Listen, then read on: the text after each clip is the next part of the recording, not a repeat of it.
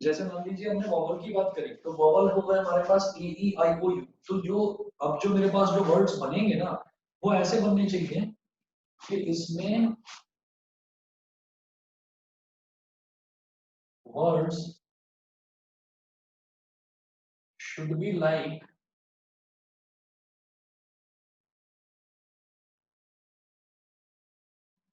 A E I O U, ये सारे के सारे एक साथ होने चाहिए, सारे के सारे vowels.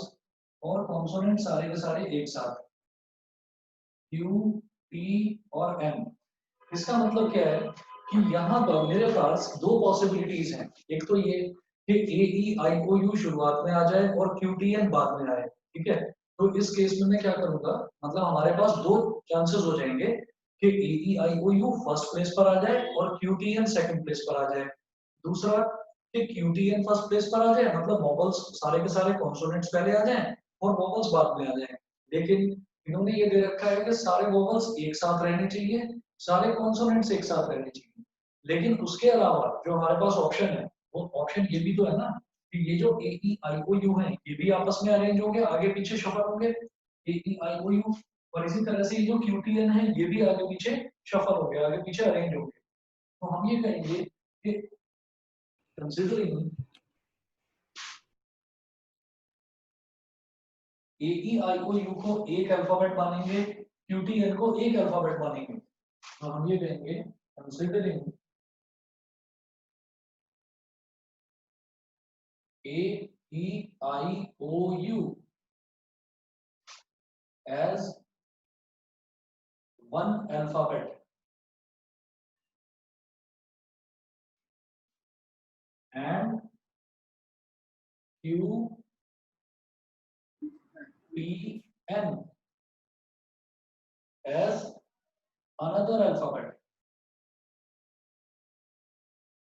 Q P N as another alphabet. इसको दूसरा अल्फाबेट मान लीजिए। तो हम इनको किस तरह से these two alphabets, these two alphabets can be arranged in, इनको किस तरह से अरेंज करा जा सकता है, टू पी टू वेज में, क्योंकि एक अल्फाबेट ये है, एक अल्फाबेट ये है। पहले तो सिर्फ इतना मान लीजिए कि A E I O you एक सिंगल अल्फाबेट हो गया और क्यू टी एन एक दूसरा सिंगल अल्फाबेट हो गया। तो इसका मतलब मेरे पास दो ही अल्फाबेट है। तो उनको किस तरह से अरेंज करा जा सकता है, two P two. Two P two को मैं क्या बोल सकता हूँ, simply two factorial, in two factorial ways. पहली चीज तो ये हो गई। उसके बाद देखिएगा कि now A E I O you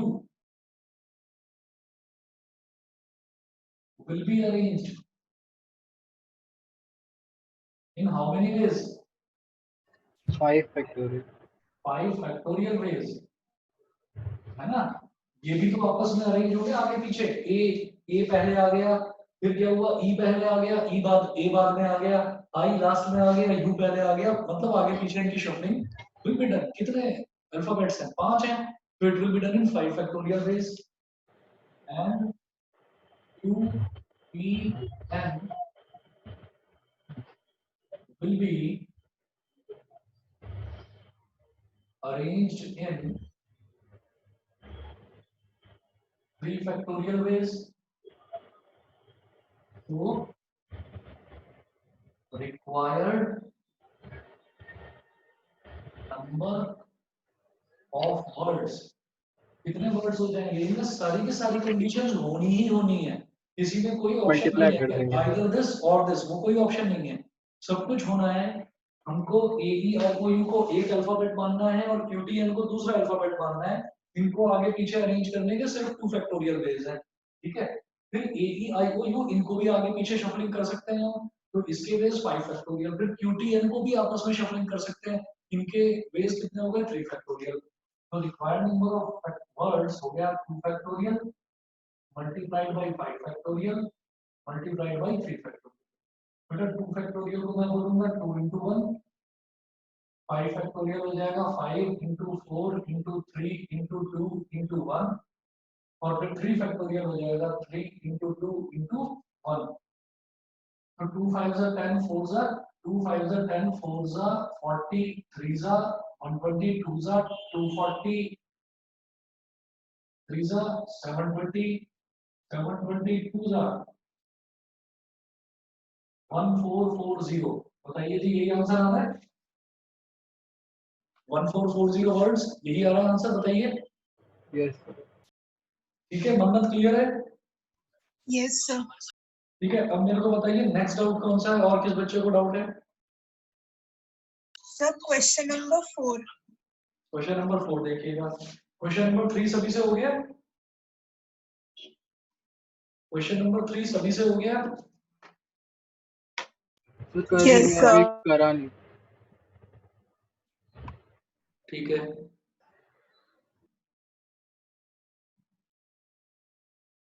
Ekansh, कृतिन, yes sir.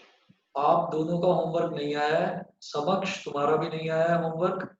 Sir मैं डिस्कनेक्ट हो गया था पिछली क्लास में, मेरे को पता ही नहीं था, नेट ही नहीं आ रहा था।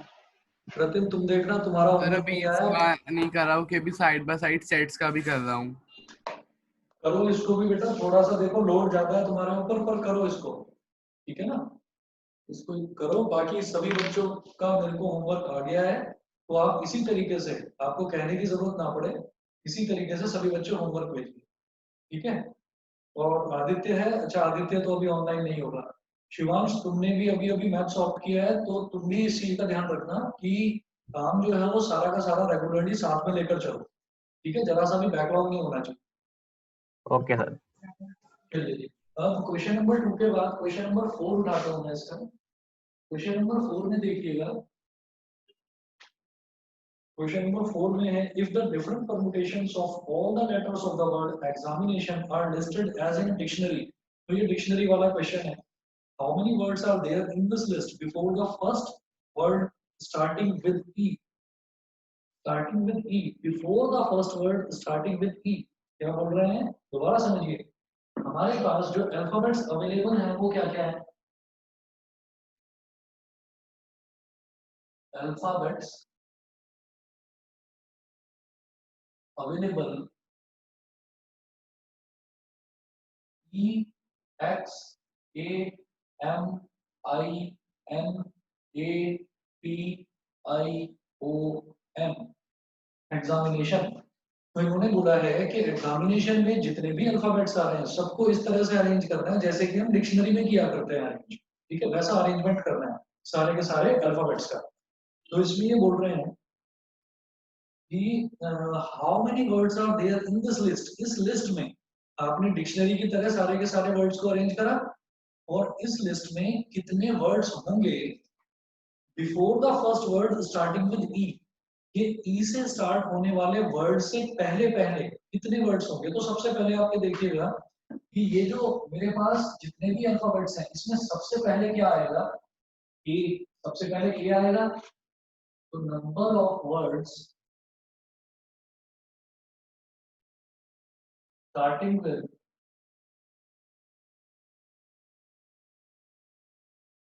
number of words starting with A। A से स्टार्ट होने वाले कितने वर्ड्स हैं? तो हम ये देखेंगे कि हमने ना इसमें क्या करा, हमने इसमें A को फिक्स कर लिया। ऐसा ना आप रफ में करके देख सकते हैं कि A को हमने फिक्स कर लिया। A को फिक्स करने का मतलब ये है कि फर्स्ट प्लेस पर अब A है, तो A को आप गायब कर दीजिए, और गायब करने के बाद में फिर आप देखेंगे कि अब मेरे पास आ जाएगा A E X M I N A T I O M। कितने अल्फाबेट्स हैं? 1 2 3 4 5 6 7 8 9 10 अल्फाबेट्स हैं। तो इन 10 अल्फाबेट्स को ही मुझे आगे पीछे अरेंज करना है, ठीक है? तो number of words starting with A, तो पहला अल्फाबेट तो यानी कि ए फिक्स हो गया। उसके बाद आगे नंबर ऑफ वर्ड्स कितने हैं? आगे वाले वर्ड्स को ही अरेंज करना है बस, विद और विदाउट मीनिंग। तो हम क्या करेंगे? 1 2 3 4 5 6 7 8 9 10 अल्फाबेट्स हैं। ये हो गया 10 फैक्टोरियल अपॉन, इसके बाद देखिएगा कि इनमें रिपीटिशन कितनों का हो रहा है। तो हम ये देखेंगे I कि का। जैसे हाँ जैसे यहाँ पर ई है तो ई कितनी बार आ रहा है, सिर्फ एक बार। तो ई को छोड़ दीजिए, एक्स सिर्फ एक बार, इसको छोड़ दीजिए, एम ये भी एक बार, इसको छोड़ दीजिए। लेकिन आई जो है, आई यहाँ पर 2 बार आ रहा है, तो नीचे लिखेंगे 2 फैक्टोरियल। उसके बाद एन देखिए, एन भी यहाँ पर 2 बार आ रहा है, तो नीचे लिखेंगे 2 फैक्टोरियल। ए एक ही बार आ रहा है, उस ए को तो छोड़ दो, वो ए तो पहले प्लेस पर फिक्स हो गया। अब ये वाला ये एक ही बार आ रहा है, छोड़ दीजिए। पी सिर्फ एक बार आ रहा है, आई 2 बार आ रहा है, मैं पहले ले चुका हूँ। ओ सिर्फ एक बार आ रहा है और एन 2 बार आ रहा है, मैं ले चुका हूँ। तो ये हो गया, इसको मैं बोलूंगा 10 into 9 into 8 into 7 into 6 into 5 into 4 into 3 into 2 factorial, 3 into 2 factorial और अपॉन में 2 फैक्टोरियल मल्टीप्लाइड बाई, इस 2 फैक्टोरियल को क्या बोलेंगे, 2 into 1। तो 2 फैक्टोरियल से 2 फैक्टोरियल कैंसिल आउट हो गया। फिर हमारे पास है 2 2 जा 4, ठीक है। तो ये हो गया मेरे पास 10 9 जा 90 एंड 9 ने एक काम करिए, 10 को अभी एज इट इज छोड़ो, 9 8 जा 72, 7 6 जा 42, 5 2 जा 10 3 जा 30। ये हो गया 30 into 10, ये हो गया 300 मल्टीप्लाइड बाई 72 into 42। इधर कर रहा हूँ रफ में, आप अलग से कर लेंगे। 72 मल्टीप्लाइड बाई 42, then 2 2 जा 4, 2 7 जा 40, फिर 4 2 जा 8 and 4 7 जा 28। ये 4 आ गया, 4 plus 8 12, 1 carry, 1 plus 1 2 plus 8 10, 1 carry, 1 और 2 3, ठीक है। 4 plus 8 12, 1 कैरी आ गया, 1 plus 8 9 और 1 10, 1 कैरी आ गया, 1 plus 2 3, 3024। तो 300 मल्टीप्लाइड बाई 3024, इसका मतलब 2 जीरो तो अलग हटा दीजिए। 3 4 जा 12, 1 कैरी आ गया, 3 2 जा 6 और 1 7, 3 0 जा 0 एंड 3 3 जा 9, ठीक। तो ये तो होगा number of words starting with A. अब क्या करिए, अब वापस यहाँ पर ए लिख दीजिए। अब आप जैसे कि हम अल्फाबेट्स को, अल्फाबेट्स का जो सीक्वेंस होता है, ए के बाद आएगा बी, बी यहाँ पर नहीं है, बी के बाद आएगा सी, सी भी नहीं है, सी के बाद आएगा डी, डी भी नहीं है। एग्जामिनेशन जो वर्ड है पूरा, इसमें ए के बाद में बी सी और डी नहीं है। उसके बाद सीधा आएगा ई, और इन्होंने क्या पूछा है कि tell me the number of words, how many words are there before the first word starting with E. मतलब ई से स्टार्ट होने वाला जो भी आगे शब्द होंगे, ठीक है, ई से स्टार्ट होने वाले जो भी शब्द होंगे, उसके बाद वालों को छोड़ दो, उससे पहले वाले शब्द बताइए। तो वो यही तो हो गया, ई से पहले सिर्फ ए तो लाई करेगा यहाँ पर, बता दीजिए, समझ में आ गया भाई। ई से पहले इन अल्फाबेट्स में ई से पहले क्या लाई करेगा, सिर्फ ए। और ए से स्टार्ट होने वाले जितने भी वर्ड्स हैं वो हो गए मेरे पास ये 9,07,200। बताइए समझ में आया कि नहीं। Yes, sir. क्वेश्चन नंबर 4 का एक बार आंसर देख लीजिए, यही होना चाहिए। Miscellaneous of chapter 7, question number 4 बिल्कुल यही है। और बताइए बेटा, और कौन से क्वेश्चंस में डाउट है। So question number 10. Question number 10, Yes, sir. 10 बोल दो, ठीक है। चलिए जी 10 देखते हैं। अच्छा 10 से पहले बताइए क्वेश्चन नंबर 5 सभी बच्चों से हो गया। क्वेश्चन नंबर 5 बताइए, सभी से हो गया। Yes. Yes, sir. Question number 5 के बाद बताइए क्वेश्चन नंबर 6 में किसी को डाउट हो। क्वेश्चन नंबर 6 सभी को क्लियर है। क्वेश्चन नंबर 6 मैं आज इसलिए पूछ रहा हूँ क्योंकि आज सभी बच्चों ने होमवर्क भेजा है। क्वेश्चन नंबर 6 सभी को क्लियर है। Yes, sir. उसके बाद क्वेश्चन नंबर 7 बताइए, सबको क्लियर है। Question 7, Yes, sir. Question number 8 में, क्वेश्चन नंबर 9 में, 8 और 9 इनमें बताइए किसी को डाउट हो तो। क्वेश्चन नंबर 8 और क्वेश्चन नंबर 9, No, sir. ठीक है। अच्छा तो फिर क्वेश्चन नंबर 10 उठा रहा हूँ सीधा। क्वेश्चन नंबर 10 देखते हैं। From a class of 25 students, 10 are to be chosen for an excursion party. There are 3 students who decide that either all of them will join or none of them will join. In how many ways can the excursion party be chosen? ठीक है, मुझे लग रहा है question का मतलब समझ में नहीं आया आप लोगों को.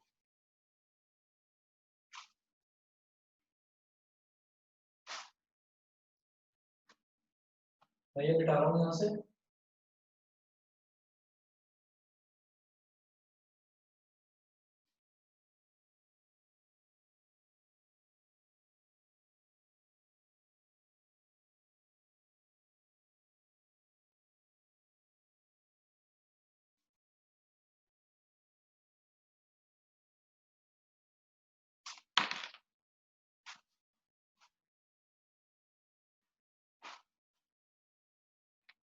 ये स्क्रीन ब्लर दिखाई दे रही है, 1 मिनट रुकिए जरा.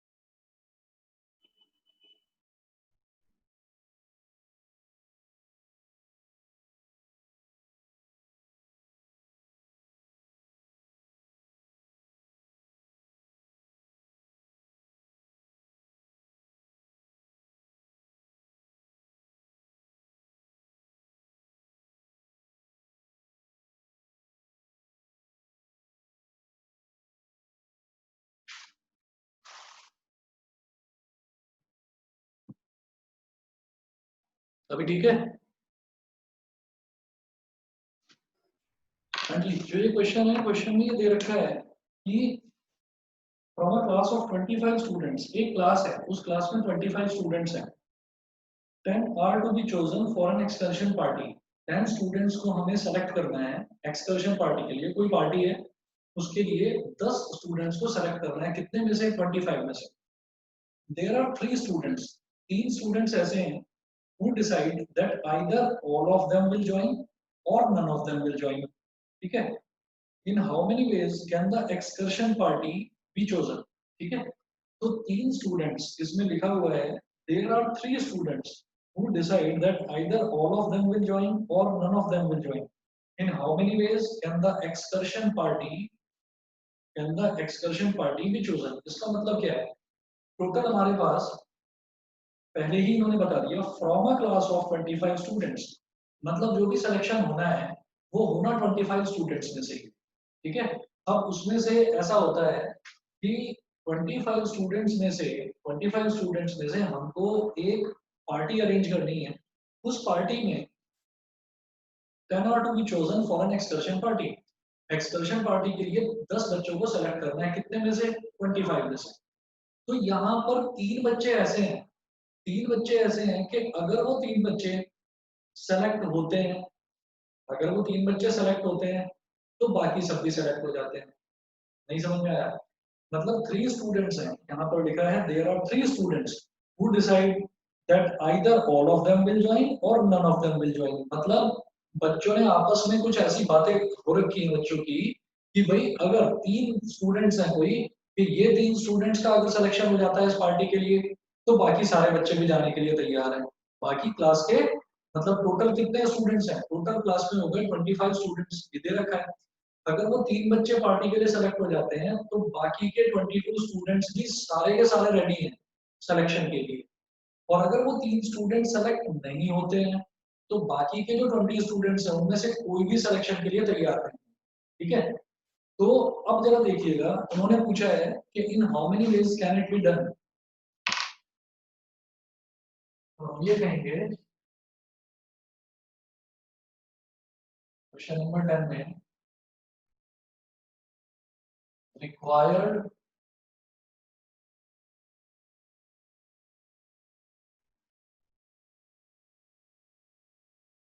Number of ways. तो 3 स्टूडेंट्स हैं जो ये डिसाइड करेंगे कि कितने बच्चे ज्वाइन करेंगे. तो रिक्वायर्ड नंबर ऑफ डेज इसमें क्या है कि if those 3 students got selected, एक तो ये हो गया, दूसरा है और if those 3 students do not get selected, मतलब बच्चों ने कुछ ऐसी ग्रुपिंग कर रखी है कि अगर वो 3 बच्चे सेलेक्ट हो जाते हैं तो बाकी सब भी गए, तुम 3 जाओगे तो हम भी जाएंगे, और तुम 3 अगर नहीं जाओगे तो हम भी नहीं जाएंगे, ऐसा कुछ कर रखा है। तो if those 3 students got selected, कि उन 3 स्टूडेंट्स का सिलेक्शन हो गया, ठीक है, तो बाकी सब भी जाने के लिए तैयार है। तो अब हमने कहा कि उन 3 बच्चों का अगर सिलेक्शन हो गया है तो बाकी सब भी जाने के लिए तैयार है, तो मतलब क्या हो गया कि हमने उन 3 स्टूडेंट्स को अलग निकाल दिया। तो अब जो बाकी सिलेक्शन होना है बाकी स्टूडेंट्स का, वो उसके कितने वेज होंगे, उसके वेज होंगे 22C7। बताइए ये चीज समझ में आई कि नहीं? Yes sir. ये चीज समझ में आ गई? 22C7। उसके बाद में उन्होंने बोला कि those 3 students don't get selected, अगर वो 3 स्टूडेंट सेलेक्ट नहीं होते हैं, इसका मतलब वो 3 स्टूडेंट्स तो सेलेक्ट हुए ही नहीं, ठीक है, तो वो 3 स्टूडेंट्स को तो अलग हटा ही दिया, है ना। अब हमारे पास वो 3 स्टूडेंट्स को तो सेलेक्ट करे ही नहीं, तो उनको तो हटा दिया। अब हमारे पास स्टूडेंट्स कितने बचे? 22 में से एक भी जाने के लिए तैयार नहीं, यानी कि 22C0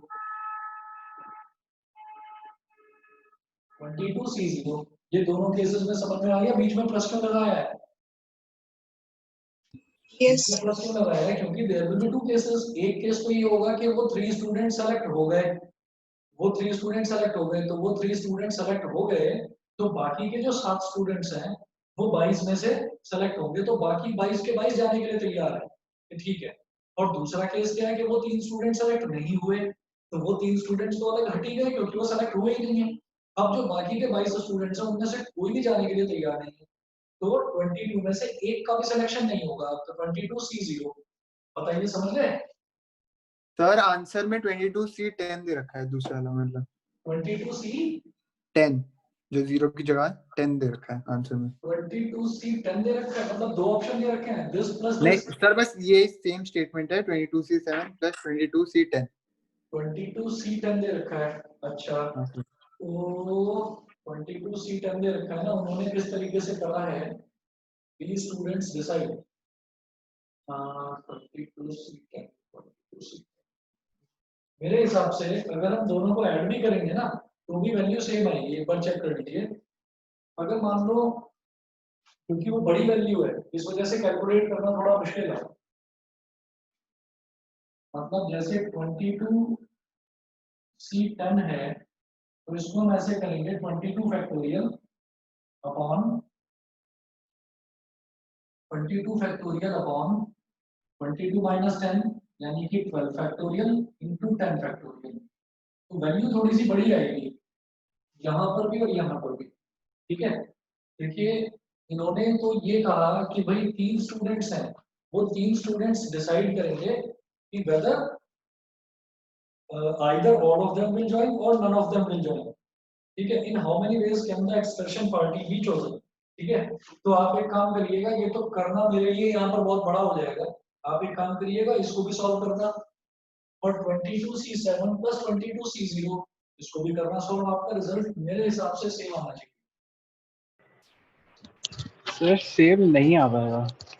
एक मिनट रुक जाओ जरा, 22 माइनस 0 करेंगे तो पास ही नहीं आ रहा, रिजल्ट तो अलग आ रहा है। सर आंसर में 22C10 प्लस 22C7 दे रखा है। 22C10 plus 22C7।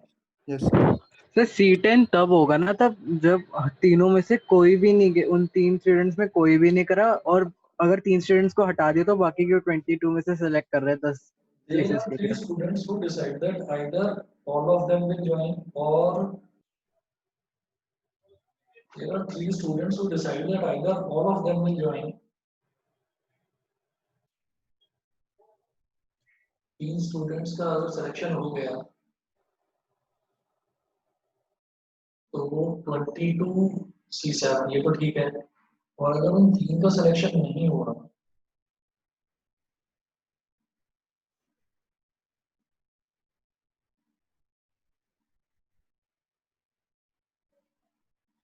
अरे सही है पीछे आंसर सही है भाई, हमने समझने में गलती करी।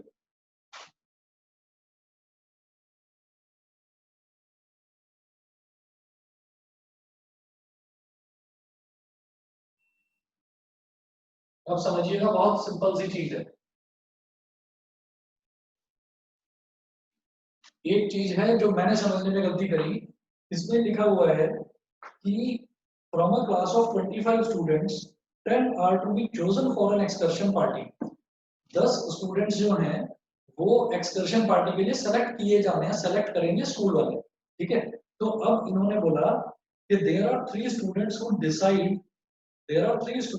Decide that either all of them will join or none of them will join। इसका मतलब क्या है कि वो जो 3 स्टूडेंट्स हैं वो आपस में डिसाइड करेंगे कि अगर मान लीजिए अगर उन तीनों का सिलेक्शन हो गया तब तो वो तीनों जाएंगे, और अगर मान लीजिए उन तीनों में से किसी एक का भी सिलेक्शन नहीं हुआ तो तीनों ही नहीं जाएंगे। समझ गए कि नहीं? नहीं समझे? उन्होंने इसमें ये है कि 3 स्टूडेंट्स विल डिसाइड कि या तो वो तीनों जाएंगे या फिर वो तीनों नहीं जाएंगे। अब समझ में आ गया? Yes, sir. Yes, sir. है ना? वो 3 स्टूडेंट्स डिसाइड करेंगे कि आइदर ऑल ऑफ देम मतलब वो तीनों को। मैं गलत समझ गया था इस क्वेश्चन को। इसमें ये है there are 3 students who decide that either all of them will join, यानी कि वो तीनों के तीनों या तो ज्वाइन करेंगे।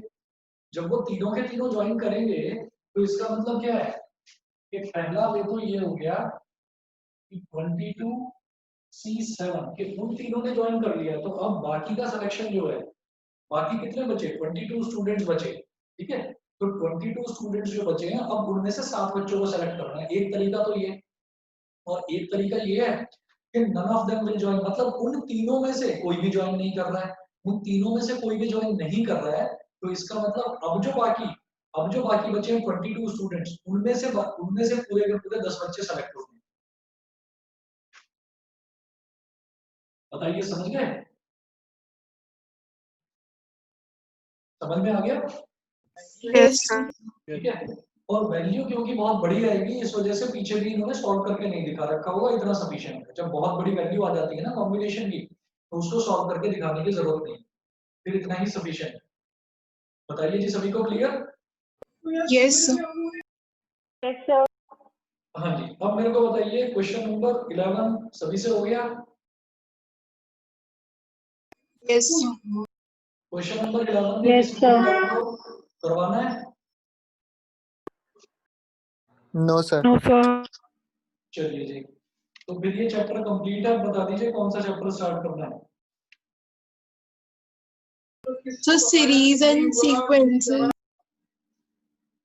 बताइए कौन सा कह रहे हैं? Sequences and series? Yes, sir. एक मिनट। ठीक है, तो बीच में ना बाइनोमियल थ्योरम वाला चैप्टर बचता है। बाइनोमियल थ्योरम पर सीक्वेंसेस एंड सीरीज के बाद कर देंगे। तो सीक्वेंसेस एंड वो तो सीरीज काट दिया ना, है बेटा। बाइनोमियल थ्योरम तो हटा दिया ना मेरे ख्याल से। अब मेरे को ध्यान नहीं है, सिलेबस रखा हुआ है, मैंने देखा नहीं। आप बताओ, हटा दिया है क्या? हाँ शायद हटा दिया। हाँ सर, हटा दिया। हटा दिया है तो बहुत बढ़िया हो गया। सही बता रहा हूँ, बाइनोमियल थ्योरम में इतना आसान चैप्टर है। चैप्टर तो बेहद आसान है, सिर्फ 2 फॉर्मूले लगेंगे उसमें, 2 भी क्या, एक ही फॉर्मूला लगेगा। लेकिन इतने लंबे एक्सप्रेशन हो जाते हैं, इतने लंबे एक्सप्रेशन हो जाते हैं कि एक ही क्वेश्चन में पूरा बोर्ड भर जाता है उसमें। सर वो चीज है क्या, हाँ? 1 + x की पावर n when x वही is 2 वाला 1 smaller + than x की 1। पावर है। अब उसमें n की वैल्यू अगर मान लीजिए 7 हो गई या 8 हो गई, तो सोचो कितने लंबे लंबे एक्सप्रेशन आ जाएंगे। ठीक है ना, उसमें कॉम्बिनेशन भी यूज होता है। तो चलिए, बहुत अच्छी बात है, बाइनोमियल थ्योरम बढ़ गया। तो फिर चैप्टर नंबर 9 जो है आपका, कौन बताइए क्या कह रहे हो? स्लाइड मैच में नहीं। बेटा आवाज कट रही है, नहीं समझ में आया। सर कौन कौन से चैप्टर्स अप्लाइड मैथ्स में नहीं है? अप्लाइड मैथ्स में अभी तक जो हमने करा है ये सारे चैप्टर हैं अप्लाइड मैथ्स में, और सीक्वेंसेस एंड सीरीज भी है। सीक्वेंसेस एंड सीरीज में जो हमने देखा ना, अरिथमेटिक प्रोग्रेशन है, ज्योमेट्रिक प्रोग्रेशन है, और थोड़ा सा पोर्शन इससे एक्स्ट्रा है, एक होता है हार्मोनिक प्रोग्रेशन। तो अप्लाइड मैथ्स में इससे भी थोड़ा सा एक्स्ट्रा है। और आप लोग बेफिक्र रहिए, जो अप्लाइड मैथ्स वाले हैं, आप लोग ये मत सोचिएगा कि मतलब अचानक से कोई सिलेबस आ जाएगा, क्योंकि अभी तक तो सिलेबस आया नहीं है कुछ भी। अप्लाइड मैथ्स का सिलेबस, मेरा मतलब सिलेबस तो दे रखा है, लेकिन अभी तक ये नहीं आया है कि बुक कौन सी रेफर करनी है। तो वो जब बुक रेफर होएगी उसकी, तो तब अगर कुछ भी हमें एक्स्ट्रा करना होगा या कुछ भी उसमें से डिलीट करना होगा, तो वो हम तब देख लेंगे। फिलहाल के लिए तो सभी स्टूडेंट्स को कॉमन ही पढ़ के चलना है। और ये वाला जो चैप्टर है सीक्वेंसेस एंड सीरीज, ये अप्लाइड मैथ्स में भी है, यूनिट 1 में है। बेटा 1 मिनट रुकना, मेरी वीडियो में कुछ प्रॉब्लम है, 1 मिनट रुकिए बस।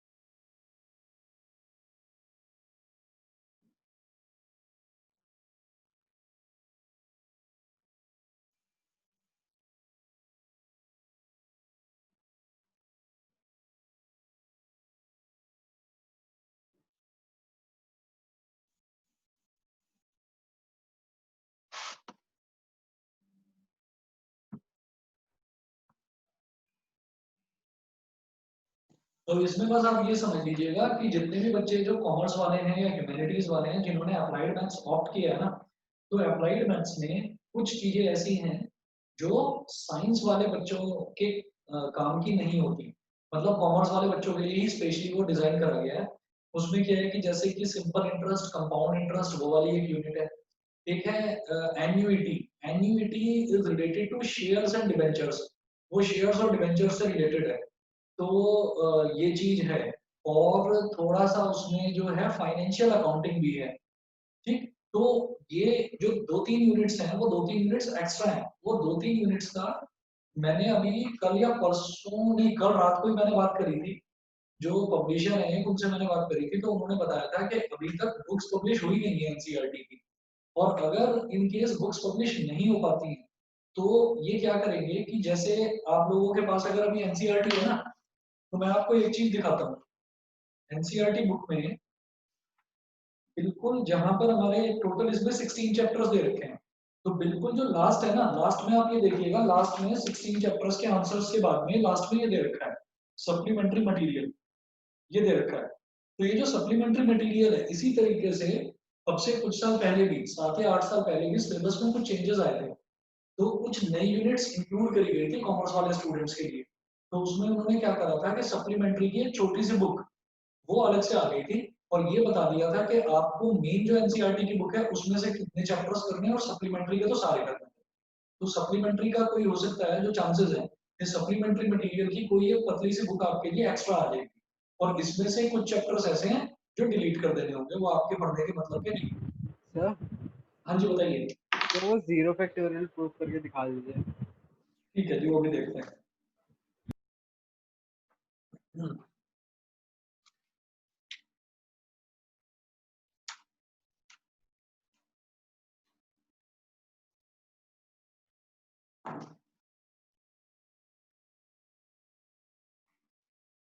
चलो जी।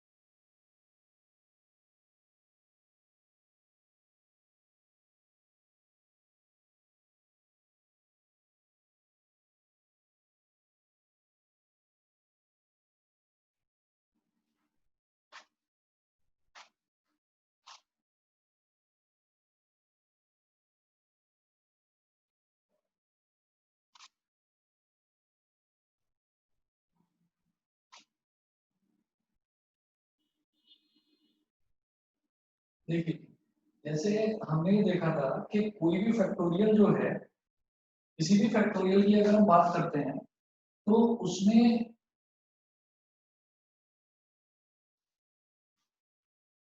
जैसे मान लीजिए 4 फैक्टोरियल है मेरे पास, 4 फैक्टोरियल। तो 4 फैक्टोरियल के बारे में हमने क्या पढ़ा था कि ये हो गया 4 into 3 into 2 into 1 factorial.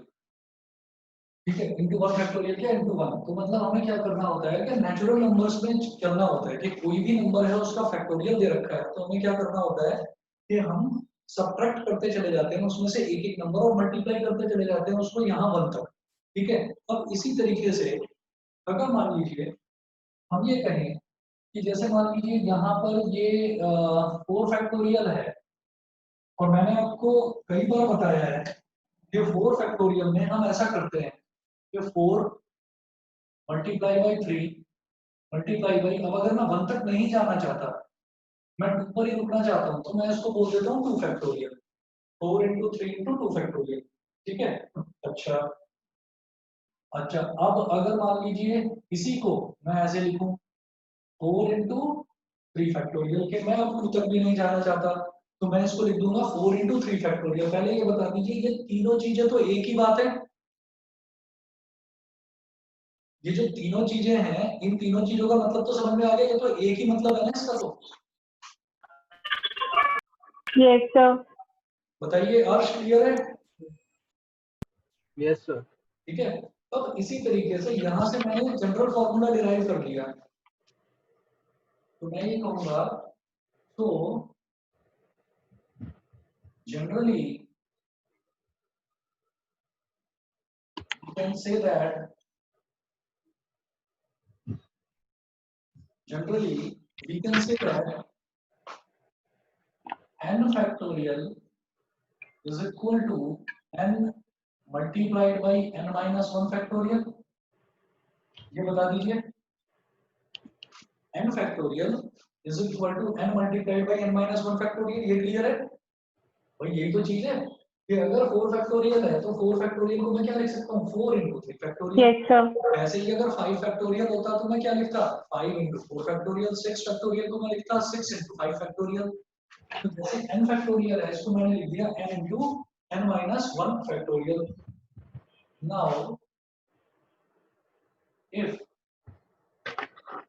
n is equal to 1, अगर n इज इक्वल टू 1 है तो मैं इसको बोल दूंगा 1 factorial is equal to 1 into 1 minus 1 factorial. 1 factorial is equal to 1 into 0 factorial.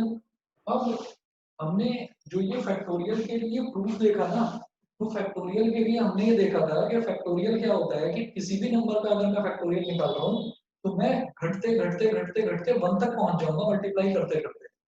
तो आप ये देखिएगा कि मैंने कहा 4 factorial is equal to 4 into 3 into 2 into 1। इसी तरह से 3 factorial is equal to 3 into 2 into 1. 1 factorial is equal to, sorry, 2 factorial is equal to 2 into 1 and 1 factorial is equal to 1. 1 factorial सिर्फ 1 के बराबर है।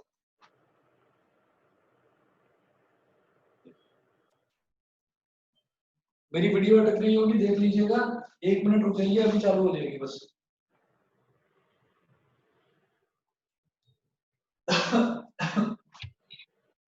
अर्श समझ में तो आ गया होगा जहां तक है? मतलब आगे का? हाँ नहीं, अभी देखते हैं। अब आप ये देखिएगा ऐसे कह रहे हो क्या कि वो 1 फैक्टोरियल तो 1 ही है, 0 फैक्टोरियल यहाँ लिखा हुआ है तो उधर ले जाएंगे 1 तो 1 ही रह जाएगा। बस सीधी सीधी बात ये है कि 1 फैक्टोरियल जो है इसका तो मुझे पता ही है कि ये 1 होता है और ये 1 है इज इक्वल टू 0 फैक्टोरियल। तो ये इक्वेशन सेटिस्फाई कब होगी, जब 0 फैक्टोरियल 1 के इक्वल हो जाए। ठीक है, तो 0 फैक्टोरियल ये एक कंडीशनल वैल्यू होती है कि 0 फैक्टोरियल को आपको 1 लेना ही पड़ेगा, नहीं तो फैक्टोरियल की जितने भी बाकी के सारे टर्म्स हैं, बाकी के सारे रूल्स हैं, वो सारे वैनिश हो जाएंगे। तो इस इक्वेशन को सेटिस्फाई करने के लिए, ये तो ट्रू है कि n factorial is equal to n into n minus 1 factorial, तो इसको वैलिडेट करने के लिए 0 factorial must be equal to 1, ये 1 होगा तभी 1 इज इक्वल टू 1 बनेगा। देखिए ये 1 हो गया, 0 फैक्टोरियल की वैल्यू 1 हो गई, तो 1 into 1 कितना हो गया 1, और 1 इज इक्वल टू 1, तो इक्वेशन सेटिस्फाई हो गई। इस तरह से करते हैं 0 फैक्टोरियल को 1 के बराबर टू, समझ गए? Yes sir. Yes, sir. हर्ष बताओ क्लियर है? हाँ ठीक है, हाँ चलिए जी। अब इसके बाद में देखेंगे sequences and series. Sequences and series में आप ये समझ लीजिए कि जो हमने 10th क्लास में एपी पढ़ा है ना, उस एपी को थोड़ा सा आगे बढ़ाएंगे, और जीपी, एक नया टर्म आता है जीपी। जैसे मान लीजिए एपी में हमने क्या पढ़ा था, एपी में ये था कि कोई भी एक टर्म है, उस टर्म में कोई एक नंबर ऐड हो जाता है, मान लीजिए 2 है तो 2 में 3 ऐड हो गया, तो 2 + 3 हो गया 5, फिर 5 में 3 ऐड हो गया तो 5 + 3 हो गया 8, फिर 8 में 3 ऐड हो गया तो 8 + 3 हो गया 11। तो यहाँ पर हम ये कहते हैं कि एक नंबर जो किसी सीरीज में बार बार ऐड होता चला जाता है उसको हम बोलते हैं कॉमन डिफरेंस, ठीक है। और इसी तरीके से अगर ज्योमेट्रिक प्रोग्रेशन की बात करी जाए, एपी इज अरिथमेटिक प्रोग्रेशन, अगर ज्योमेट्रिक प्रोग्रेशन की बात करी जाए तो ज्योमेट्रिक प्रोग्रेशन में क्या होता है कि एक सेम नंबर बार बार पूरे सीक्वेंस में मल्टीप्लाई होता चला जाता है, समझ रहे हैं? जैसे एपी में क्या होता है कि एक सेम नंबर बार बार ऐड होता चला जाता है, जीपी में क्या होता है कि एक सेम नंबर बार बार मल्टीप्लाई होता चला जाता है। तो जो सेम नंबर बार ऐड होता है उसको बोलते हैं कॉमन डिफरेंस, जो सेम नंबर बार मल्टीप्लाई होता है उसको बोलते हैं कॉमन रेशियो। तो दोनों चीजें बिल्कुल सेपरेट करके दे रखी हैं, एपी अलग दे रखा है, जीपी अलग दे रखा है, और फिर लास्ट में एक मिसलेनियस एक्सरसाइज है जिसमें एपी और जीपी मिक्स करके दे रखे हैं, ठीक है। तो सबसे पहले तो एपी पढ़ेंगे जो कि आपको बहुत आसान लगेगा, 10th क्लास में आप कर चुके हो, ठीक है। चलिए आगे इसमें देखते हैं, सीक्वेंसेस एंड सीरीज निकाल लीजिए आप, चैप्टर नंबर 9, और चैप्टर नंबर 9 में है आपका पेज नंबर 179 पर आ जाइए, page number 179।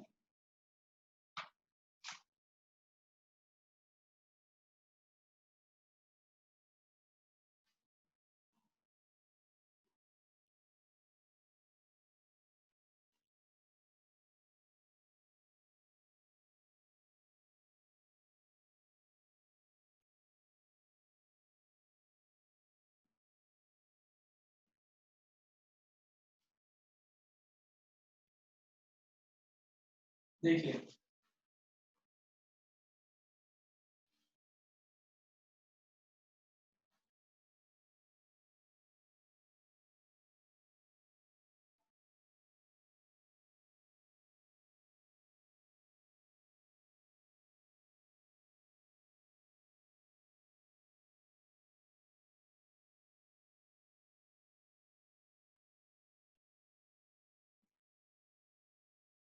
Chapter number 9 sequences and series, और इसमें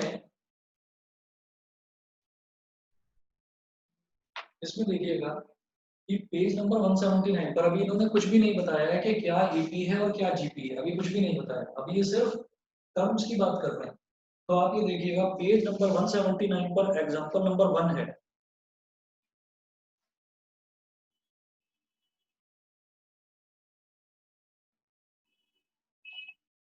एग्जांपल नंबर 1 में मेंशन है, write the first three terms in each of the following sequences defined by the following, first three terms in each of the following sequences defined by the following। तो example number 1 का जो first part है इसमें मुझे दे रखा है an is equal to 2n plus 5। an आपका वही चीज है, आप समझ गए होंगे, जैसे nth टर्म हुआ करती थी ना, तो nth टर्म जिसको जनरल टर्म भी बोला करते थे, ये an वही चीज है, an is equal to 2n plus 5, ये इन्होंने दिया है, और ये बोल रहे हैं write the first three terms in each of the following sequences defined by the following। बड़े आराम से बता सकते हैं फर्स्ट थ्री टर्म्स कैसे निकलेगी, n की वैल्यू एक बार 1 लीजिए, एक बार 2 लीजिए, एक बार 3 लीजिए। तो हमने कहा फर्स्ट टर्म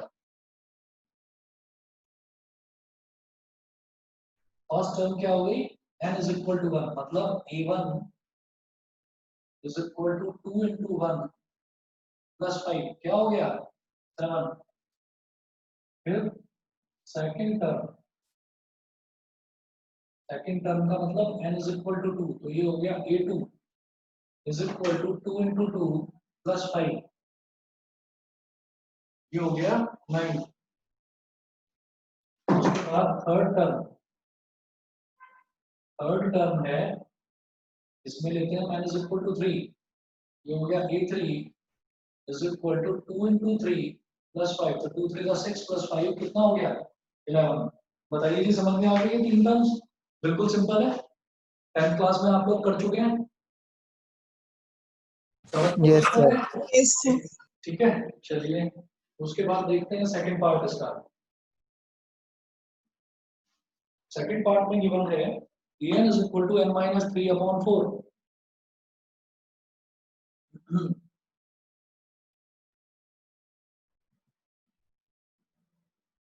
आर्यन त्यागी, यस सर। अभी ज्वाइन किया है? नहीं सर। पहले तुम्हारी आवाज नहीं आई, अभी अभी लगा मेरे को। नहीं सर, पहले आवाज नहीं है, मतलब जब मैंने माइक ही ऑन नहीं करा। अच्छा, और होमवर्क? सर होमवर्क में भेज रहा हूँ। हाँ भेज देना मुझे याद से। Yes sir. an is equal to n minus 3 upon 4। an is equal to n minus 3 upon 4। तो फिर वही चीज है, फर्स्ट टर्म क्या हो जाएगी a1 is equal to हो जाएगा 1 minus 3 upon 4। 1 minus 3 क्या है, minus 2 upon 4। 2 ones are 2, 2 twos are 4, तो ये हो गया minus 1 upon 2। तो this is my first term. इसके बाद सेकंड टर्म की बात करूंगा, तो सेकंड टर्म है a2 is equal to 2 minus 3 upon 4। 2 minus 3 upon 4, ये हो गया minus 1 upon 4। फिर third term a3 is equal to 3 minus 3 upon 4, ये हो गया 0। a1 a2 और a3। मुझे लगता है ये सभी बच्चों को समझ में आ गया होगा, किसी को नहीं समझ में आया है तो प्लीज पूछ लीजिए। उसके बाद उन्होंने बोला एग्जांपल नंबर 2 देखिए, what is the 20th term of the sequence defined by. Example number 2 में एक सीक्वेंस डिफाइन कर रखा है इन्होंने, और उस सीक्वेंस में बता रखा है कि जनरल टर्म का एक्सप्रेशन क्या है। तो an is equal to n minus 1 2 minus n multiplied by 3 plus n, ये दे रखा है। an is equal to n minus 1 2 minus n minus 1 2 minus n और 3 plus n।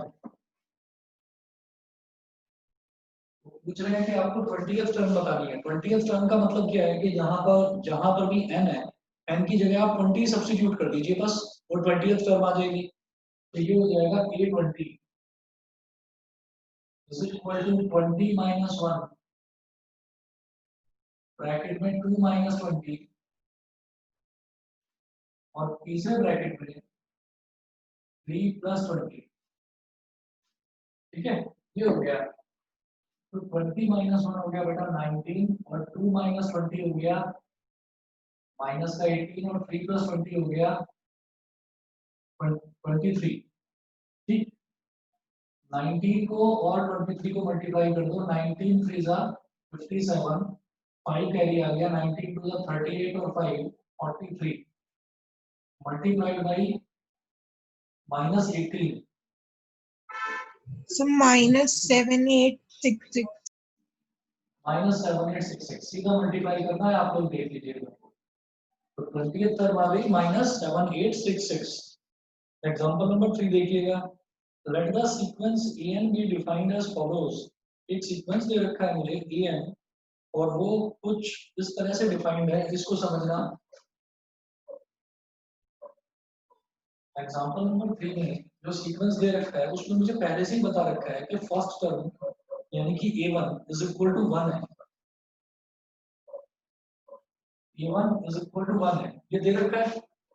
उसके बाद अगला दिया है an is equal to an minus 1 plus 2। आगे इन्होंने दिया है बेटा an is equal to an minus 1 plus 2, लेकिन साथ में लिखा है और n is greater than equal to 2 कि n जब 2 के बराबर होगा या 2 से बड़ा होगा तो उसके लिए ये वाला फॉर्मूला लगाएंगे आप n is equal to an minus 1 plus 2। ठीक है, तो n की वैल्यू सबसे पहले 1 ली जाएगी, तो वो तो 1 दे रखा है। अब इन्होंने पूछा क्या है, find first 5 terms and right corresponding series. पहली 5 टर्म्स बतानी है, तो आप ये देखेंगे सबसे पहले a1 इज इक्वल टू 1 है,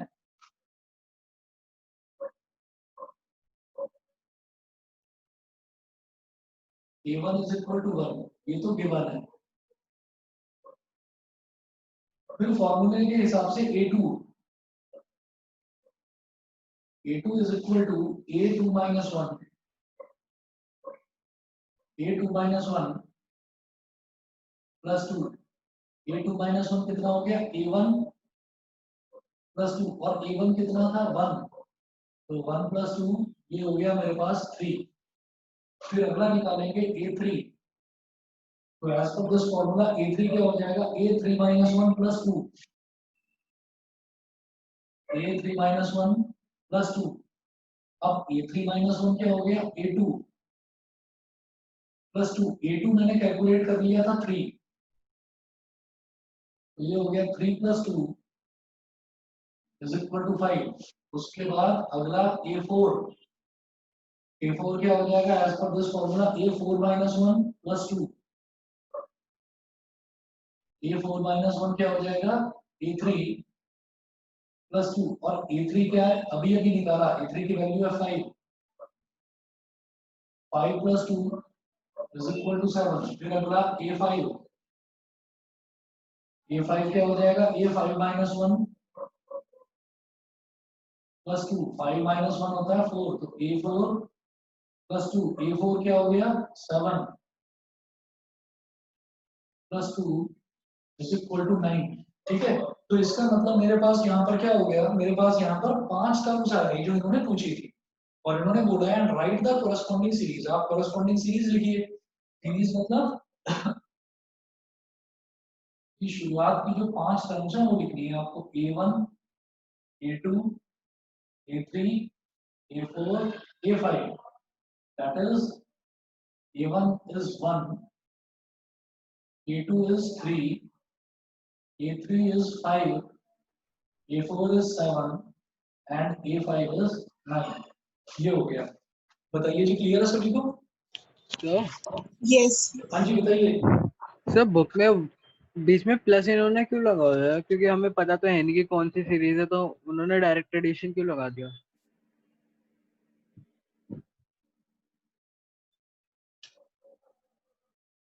Let the sequence A be defined as this. Find first 5 terms and write corresponding series. Corresponding series 1 plus 3 plus 5. The corresponding series. ये प्लस इन्होंने कैसे लगाया है? बीच में प्लस का तो कोई वो दे नहीं रखा है, प्लस कैसे लगाया? नहीं, प्लस गलत लगाया है। एपी होगा तो प्लस होगा, वैसे मल्टीप्लाई होगा। नहीं, जो ये प्लस है ना, ये प्लस इन्होंने गलत लगाया है। जो इन्होंने लिखा है राइट कॉरेस्पॉन्डिंग सीरीज, तो ये गलत है, ये ऐसा नहीं है। समझ गए? इन्होंने क्या करा है, इन्होंने सीक्वेंस तो उसको बोल दिया जहां पर ये 5 टर्म्स हैं, और सीरीज की जगह इन्होंने कह दिया कि सबको ऐड करके दिखा दिया, तो वो इस तरीके से दिखाना गलत है। आप इसको 1 3 5 7 9 बस इतना ही लिखिए, सफिशिएंट। बताइए जी, क्लियर है सभी? सर हाँ जी बताइए। सर कॉरेस्पॉन्डिंग सीरीज का मतलब क्या हुआ फिर? ये बता रहा हूँ कि कॉरेस्पॉन्डिंग सीरीज का मतलब यही है कि जैसे मान लीजिए मैंने यहाँ पर 5 टर्म्स निकाले, 5 टर्म्स निकाले, तो पहला टर्म हो गया 1, दूसरा टर्म हो गया 3, तीसरा टर्म 5, चौथा टर्म 7, पांचवा टर्म 9। तो ये 5 टर्म्स आ गए, तो आपको इनको सीरीज में लिखना है, मतलब सीरीज का मतलब एक के बाद एक लिखना है। तो इस तरह से मैंने a1 a2 a3 a4 a5 ये 5 टर्म्स इस तरह से लिख दी, ये करा है। तो वो बोल रहे हैं ना राइट द कॉरेस्पॉन्डिंग सीरीज, तो इन्होंने पता नहीं ऐड किस वजह से करा है, ऐसा कुछ होता नहीं है, कोई रूल नहीं है कि अगर सीरीज है तो आप सबको ऐड कर दोगे, ऐसा कोई रूल नहीं। Okay sir. Okay, yes sir. ठीक है। अच्छा, अब इसके बाद देखिएगा कि इसमें जो एक्सरसाइज 9.1 है, 9.1 में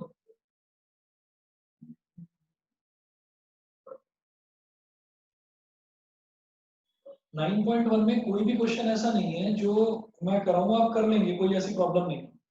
तो एक्सरसाइज 9.1 आप कंप्लीट करना और फिर एपी स्टार्ट करते हैं हम सीधा। ठीक है, एक्सरसाइज 9.1 हम देख लीजिए आप। इसमें टोटल 14 क्वेश्चंस हैं, सारे क्वेश्चंस हो जाने चाहिए आप सभी से। एक बार देख लो, अगर कोई भी क्वेश्चन लगता हो कि मुश्किल है, तो अगर किसी भी क्वेश्चन में लगता हो कि समझ में नहीं आ रहा है, जैसे क्वेश्चन नंबर 14 दे रखा है, the Fibonacci sequence is defined by this. तो फिबोनाची एक मैथमेटिशियन था जिसके नाम पर ये पर्टिकुलर सीक्वेंस डिफाइन कर रखा है। ठीक है, तो इस टर्म से फिबोनाची जो शब्द है उससे घबराने की जरूरत नहीं है कि ये कोई नई चीज पूछ ली हमसे, ऐसा कुछ नहीं है।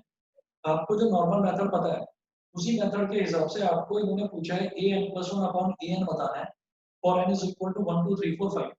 ठीक है, तो ये 14 क्वेश्चन है, एक बार देख लीजिए और बता दीजिए। अगर किसी भी बच्चे को लगता है कि कोई मेरे को कराने की जरूरत है कोई क्वेश्चन, तो मैं कराता हूँ, और नहीं तो फिर एपी स्टार्ट करते हैं।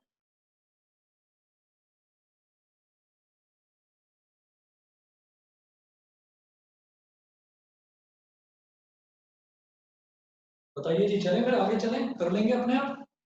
Yes, sir. एक्सरसाइज 9.1 करके होमवर्क आपको ये कंप्लीट करके और फोटो खींच के मेरे को भेजना होगा। एक्सरसाइज 9.1 के बाद फिर हम आते हैं आगे अरिथमेटिक प्रोग्रेशन पर। अरिथमेटिक प्रोग्रेशन में थोड़ा सा इंट्रो दूंगा, वही वाला जो आप लोग पढ़ चुके हैं 10th में, उसी को आगे बढ़ाना है हमें।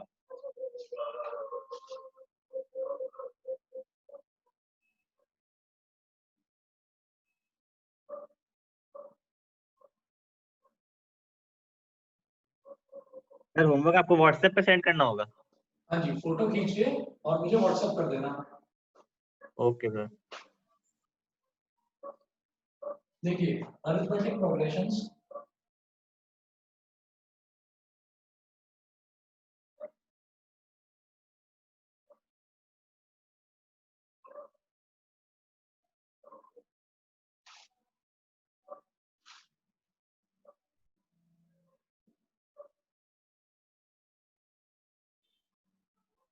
अब इसमें हम जानते हैं कि अरिथमेटिक प्रोग्रेशन में मैं बहुत ज्यादा टाइम नहीं लूंगा इसमें समझाने में।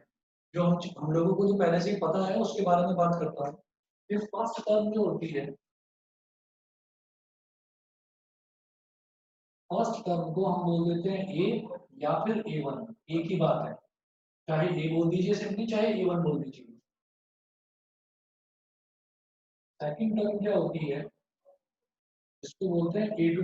ए टू क्या होता है, ए प्लस डी। ऐसे ही थर्ड टर्म क्या होती है, थर्ड टर्म को बोल देते हैं ए थ्री। ए थ्री होता है a plus two D.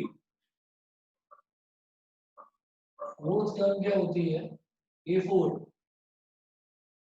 A four को क्या बोलते हैं, ए प्लस थ्री डी। तो बेसिकली हम क्या देख रहे हैं कि अगर ए टू है तो टू में से वन को सब्ट्रैक्ट कर दीजिए। अगर ए टू है तो टू में से वन को सब्ट्रैक्ट कर दीजिए, जो नंबर आएगा उसको डी में मल्टीप्लाई करके ए में ऐड कर दीजिए। तो ये हो गया ए प्लस वन डी। इसी तरीके से अगर ए थ्री है तो थ्री में से वन को सब्ट्रैक्ट कर दीजिए, यानी कि टू। टू में डी को मल्टीप्लाई करिए, मतलब टू डी, और उसको ए में ऐड करो। तो हर एक टर्म में ए तो आएगा ही आएगा, ए इज योर फर्स्ट टर्म। हर एक टर्म में ए तो आएगा ही आएगा, और फिर जैसे थर्ड टर्म है तो टू डी ऐड कर देंगे, फोर्थ टर्म है तो थ्री डी ऐड कर देंगे। इसी तरीके से जिसको आप जनरल टर्म या nth टर्म बोलते हैं, तो उसको बोलते हैं हम ए एन। ए एन क्या हो जाता है, a plus n minus one into d. A n हो जाता है a plus n minus one into d, where a is first term और डी क्या है, d is known as common difference. बताइए, इसको समझाने की या कोई एग्जांपल लेकर बताने की जरूरत तो नहीं है, ये तो मालूम ही है आप लोगों को। इसको बोलते हैं कॉमन डिफरेंस। उसके बाद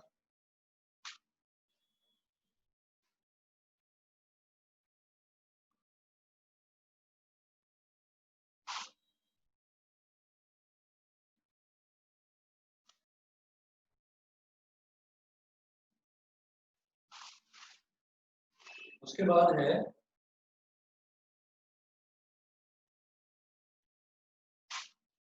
कि nth टर्म, मैं लिख देता हूँ, सो an arithmetic progression will be like a comma a plus d comma a plus 2d and last में a plus n minus 1 into d। ये हमारे पास AP हो गया, first term, second term, third term, dot dot dot, कहां तक, last में nth term तक। ठीक, इसके बाद में एक फॉर्मूला, ये भी वही जो आप 10th में कर चुके हैं, कि nth term of an AP from end, nth term of an AP from end, अगर लास्ट से मेरे को nth टर्म बतानी हो, ठीक है, तो उसका फॉर्मूला क्या होता है? इसका फॉर्मूला होता है बेटा L plus n minus 1 into minus D. L plus L होता है यहाँ पर लास्ट टर्म, लास्ट टर्म को हम जनरली nth टर्म भी बोल देते हैं, nth टर्म मतलब an जो होता है, जो अगर मैं सीधा सीधा अगर चेक करता चलूं तो जो मेरी आखिरी टर्म आती है उसको हम लास्ट टर्म बोल देते हैं। तो ये हो गया L और माइनस है, ये प्लस है, तो L minus n minus 1 into D, ये हो गया nth term of an AP from and. ठीक है, इसके अलावा सम ऑफ टर्म्स भी आता है, तो सम ऑफ टर्म्स भी अभी मैं आपको बता देता हूँ, सम ऑफ टर्म्स भी याद होगा आप लोगों को, ये sum of n/2 into 2a plus n minus 1 sum of n terms. अच्छा, ये तो अभी 10th क्लास में पढ़ा था ना आपने, sum of n terms of an AP. yes अब जो बच्चे 10th में पढ़ रहे हैं उनके लिए सिलेबस में से हटा दिया है सम ऑफ n टर्म्स। और भी कोई चीज अगर तुम्हें याद आती हो, कोई टफ चीज याद आती हो ट्रिग्नोमेट्रिक आइडेंटिटी को छोड़कर, तो मतलब बहुत सारी ऐसी चीजें हैं, टफ चीजें थी जो हटा दी हैं इस बार कोरोना के चक्कर में। Sum of n terms of an AP, इसमें क्या है, एस एन, जो होता है n/2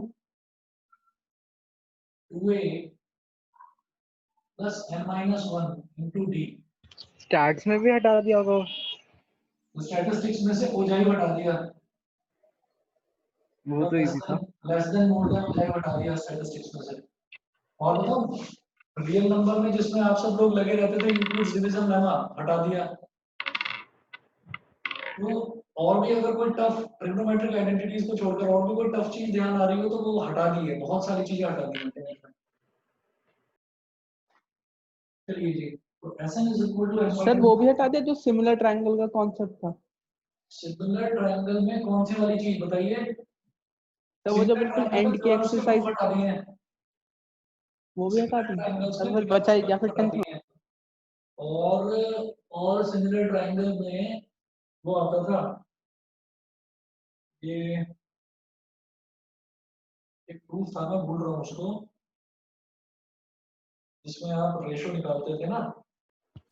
हाँ, ट्रिग्नोमेट्री में एक पर्टिकुलरली मेंशन कर रखा है, जैसे ये दे रखा होता था कि cos A is equal to cos B है, तो आपको ये प्रूव करना है कि angle A is equal to angle B है। तो वो आप सिमिलर ट्रायंगल्स के रेशियो यूज करके करते थे, वो पर्टिकुलरली वो प्रूफ मेंशन कर रखा है, ओमिटेड, वो हटा दिया सिलेबस में से, वो नहीं है। जो भी थोड़ी भी मुश्किल अगर कोई चीज थी, थोड़ी भी टेढ़ी कोई चीज थी, तो वो हटा दी है इस बार। और ये तो अच्छा है, चलो आपके में से भी, इसमें 11th में से भी बाइनोमियल हटा दिया, बहुत टाइम कंज्यूमिंग चैप्टर है, अच्छा करा। चलिए, Sn is equal to n/2 into 2a plus n minus 1 into d, एक तो ये, और इसको मैं क्या बोलता हूँ, Sn is equal to n/2, और 2a को हम बोलते हैं a, 2a को कह सकते हैं ना a plus a plus n minus 1 into d, और a plus n minus 1 into d, a plus n minus 1 into d, ये क्या होता है, nth टर्म an। तो इसलिए Sn को बोला जा सकता है n/2 ब्रैकेट में, ये a तो है ही, plus a plus n minus 1 into d, इसकी जगह लिख दीजिए an। और ये जो nth टर्म होती है ना an, इसको हम क्या बोल देते हैं, इसको लास्ट टर्म भी बोल देते हैं, यानी कि l भी बोल देते हैं। ठीक है, जैसे यहाँ पर मैं आपको बता रहा था लास्ट टर्म, इसको nth टर्म भी बोल देते हैं, nth टर्म फ्रॉम बिगिनिंग। ठीक, Sn is equal to n/2 a plus l। तो एक तो ये फॉर्मूला होता है Sn का, और एक ये फॉर्मूला होता है। ठीक, nth टर्म फ्रॉम n का ये फॉर्मूला। तो उनका साइंस में भी कटा है कुछ ना कुछ। साइंस में भी कटे हैं जी, काफी सारी चीजें कटी हैं साइंस में। क्या बचा क्या फिर 10th में करी क्यों? अरे मैं बता तो हूँ कि अभी काफी सारी चीजें कटी हैं, और इसी तरीके से 12th का भी सिलेबस काफी कम हुआ है। सीधा 11th में पहुंचा दे फिर। जो नहीं मुश्किल वाले कॉन्सेप्ट्स हैं वो सारे कम हुए हैं 12th में भी, और अभी अगर ये और 2-3 महीने चल गया ना कोरोना, तो और भी आप देखना, आपका भी 10th का भी 12th का भी 9th का भी, सबका मतलब 20% सिलेबस और कम होगा अगर ये लंबा चल गया तो। और अगर खुल गया तो सर फिर ऐसा भी तो हो सकता है कि ईयर को ही 0 कर दें। कहा नहीं जा सकता, ये कहा नहीं जा सकता, अभी इस बारे में नहीं कहा जा सकता, पर इतना है कि गाइडलाइंस जो भी आती जाएंगी भाई वो फॉलो करते जाएंगे। ठीक है, तो अभी के लिए ये जो फॉर्मूले हैं बस इतना लिखिएगा। क्वेश्चंस इसके नेक्स्ट क्लास से स्टार्ट कराता हूँ, और आप लोगों को होमवर्क में करना है एक्सरसाइज 9.1।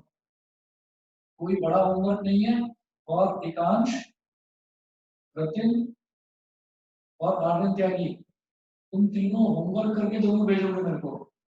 ठीक है, सर भेज अभी मैं दिया। आपके पास टाइम है, आज फ्राइडे है, सैटरडे है, संडे है, 2 दिन का टाइम है, आप मंडे तक मेरे को करके भेजो होमवर्क। सर ठीक भेज है, दिया। चलिए जी, फिर आज के लिए इतना ही, और साथ में ये भी चाहिए मुझे एक्सरसाइज 9.1।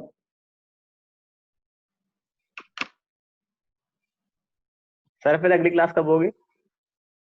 कल होगी बेटा फिजिक्स की, मैं बता दूंगा, तुम्हें शेड्यूल भेज दूंगा। अच्छा, मैथ्स की जो क्लास है, यस सर। हाँ मैथ्स की मंडे को होगी, मंडे वेडनेसडे फ्राइडे होती है, 3 दिन होती है। Okay sir. ठीक है, चलिए जी, फिर आज के लिए इतना ही। Thank you, sir. Okay Thank you, sir. Okay.